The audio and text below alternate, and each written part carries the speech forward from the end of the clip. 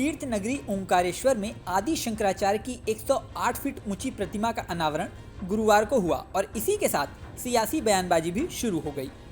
दरअसल ओंकारेश्वर में लंबे समय से इस प्रतिमा का निर्माण किया जा रहा था और गुरुवार को लोगों का इंतजार खत्म हुआ। सीएम शिवराज सिंह चौहान ने 108 फीट ऊंची प्रतिमा स्टैच्यू ऑफ वननेस का अनावरण किया। उन्होंने कहा कि यह पूरी दुनिया में शंकराचार्य की सबसे ऊंची प्रतिमा है।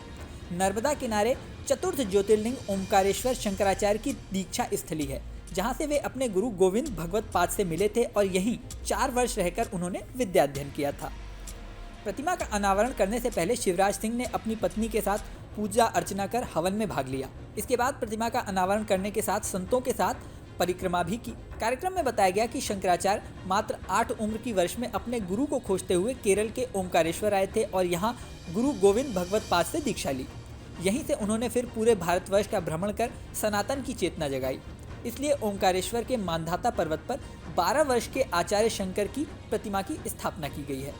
यह मूर्ति सोलापुर महाराष्ट्र के प्रसिद्ध मूर्तिकार भगवान रामपुरे द्वारा बनाए गए मॉडल पर आधारित है। उनके द्वारा निर्मित 5 फीट की मॉडल को प्रतिमा का आधार मानकर ही 108 फीट ऊंची प्रतिमा तैयार की गई है। रामपुरा ने प्रसिद्ध चित्रकार वासुदेव कामत से एक चित्र के आधार पर मॉडल प्रतिमा बनाई थी।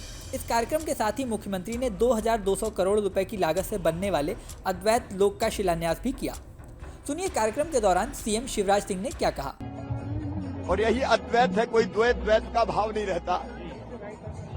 और यही अद्वैत, युद्ध नहीं शांति, संघर्ष नहीं समन्वय, घृणा नहीं प्रेम, इसका पथ प्रदर्शित करेगा, दिखाएगा। और आने वाले वर्षों में भौतिकता की अग्नि में दग्ध विश्व मानवता को शाश्वत शांति के पथ का दिग्दर्शन कराएगा। इसी भाव से आचार्य श्री की प्रतिमा लगी है और एकात्म धाम बन रहा है। ये सब कुछ ईश्वरीय है, उसकी कृपा से हो रहा है। इस कार्यक्रम को लेकर कांग्रेस नेताओं ने भी अपना रिएक्शन दिया। सुनिए कांग्रेस एमएलए पीसी शर्मा ने इस बारे में क्या कहा। देखिए, हमारी सनातन संस्कृति में षट दर्शन में जो आस्था रखता है उसको सनातनी माना जाता है। तो वो वैशेषिक है, न्याय है, मीमांसा है, योग है, सांख्य है। तो जो 6 दर्शन में आस्था रखता है और वेदांती दर्शन के प्रवर्तक शंकराचार्य जी थे, जिन्होंने अद्वैतवाद दिया था, जिन्होंने कहा था कि ब्रह्म ही सत्य है, जगन मिथ्या है। उन्होंने कहा कि ईश्वर भक्ति ये सब सिर्फ ब्रह्म ही सत्य है। और मैं पूछना चाहता हूं सरकार से कि जब आप प्रतिमाएं स्थापित करते हैं तो शंकराचार्य जी के दिखाए हुए प्रशस्त मार्ग के प्रतिमान भी स्थापित कीजिए। युवाओं को बेरोजगारी के अंधकार में मत धकेलिए, महंगाई का राज स्थापित मत कीजिए, संसाधनों की लूट मत कीजिए, पटवारी परीक्षा घोटाला, व्यापम घोटाला, नर्सिंग घोटाले जैसे घोटालों को आकार मत दीजिए। यही शंकराचार्य जी की शिक्षा है।